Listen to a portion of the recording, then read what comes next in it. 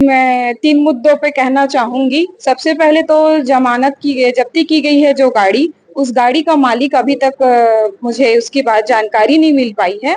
और दूसरा, जो मुख्य आरोपी अनूप चंद्राकर है, उनके भाई एएसपी जितेंद्र चंद्राकर जी हैं, जिनसे मेरी 2-3 बार बात हो चुकी है। मैंने उनको अवगत कराया था इसके बारे में कि जो आरोपी है वो मुझे परेशान करता रहता है। उसके बाद भी वो एएसपी होने के बाद भी अभी तक कोई एक्शन नहीं लिए। और अभी मेरे साथ जब घटना हुआ उसके 3 दिन पहले अर्थात 12 मई को मैंने उनसे फोन में बात भी किया था कि आप आगे बात कीजिए, आप एएसपी है ऐसे करके। उसके बावजूद, और तीसरा मुद्दा ये है कि उस पर क्या क्या धारा लगा है इसकी मुझे जानकारी चाहिए, ताकि मैं आगे सुरक्षित अपनी जिंदगी निकाल सकूं, मेरे परिवार वाले अच्छे से जी सके। क्योंकि जितनी भी उसकी हरकतें हैं उसके बाद मैं मौत के मुंह से वापस आई हूँ।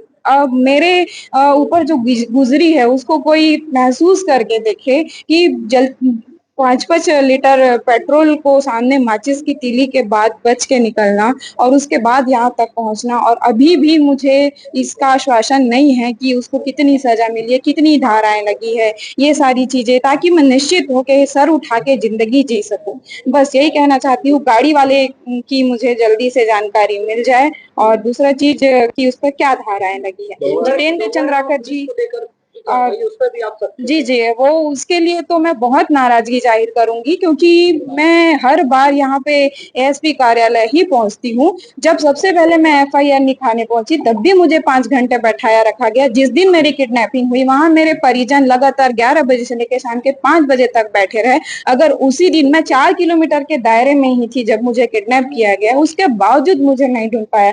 मैं एएसपी सर का धन्यवाद दूंगी कि उन्होंने लगातार मुख्य आरोपी को पकड़ा, लेकिन उसके बाद भी अभी ऐसी सारी चीजें हैं जो पुलिस प्रशासन की लापरवाही के कारण मैं पूरी तरीके से आश्वस्त नहीं हूँ। ऐसा अगर नहीं हुआ तो मैं जो मौत के मुंह से बच के आके इतना निस्फिक्र होकर जो बोल रही हूँ, मैं आगे जिंदगी नहीं जी पाऊंगी। अगर उस पर कड़ी से कड़ी सजा नहीं दी गई, धारा नहीं लगाई गई, तो हर लड़कियों के साथ ऐसा करता रहेगा। मैं अगर आज निश्चिंत होकर इतना सब किसी लड़की के लिए आवाज उठा रही हूँ ताकि वो किसी और लड़की के साथ ऐसा ना करे, तो मैं चाहूंगी कि उसको कड़ी से कड़ी सजा दी जाए। और कार वाले की बरामदगी अगर हो गई है तो कार का जो मालिक है वो मुझे अभी तक नहीं पता चला कौन, मुझे उससे अवगत कराया।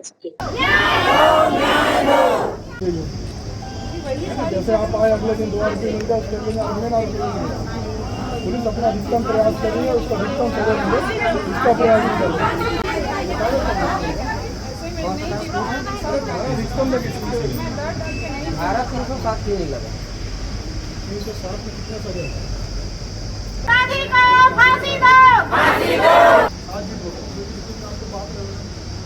आज डोंगरगांव में जो किडनैपिंग का मामला था, तो उसमें जो पीड़ित जन है वो लोग आए हुए हैं मांग को लेके कि अपराधी के ऊपर अधिकतम कार्रवाई हो। तो उनको बताया गया है कि आरोपी गिरफ्तार है और उसके बाद अधिकतम धाराओं पे, गंभीरतम धाराओं पे कार्रवाई की जा रही है ताकि उसको कड़ी से कड़ी सजा मिल सके। फिर एक और गाड़ी मालिक की वहां पर संलिप्तता बताई जा रही है। अभी गाड़ी किन परिस्थितियों में कैसे आई मामला विवेचना में है, जो भी इसमें शामिल होगा उसके ऊपर भी कार्रवाई की।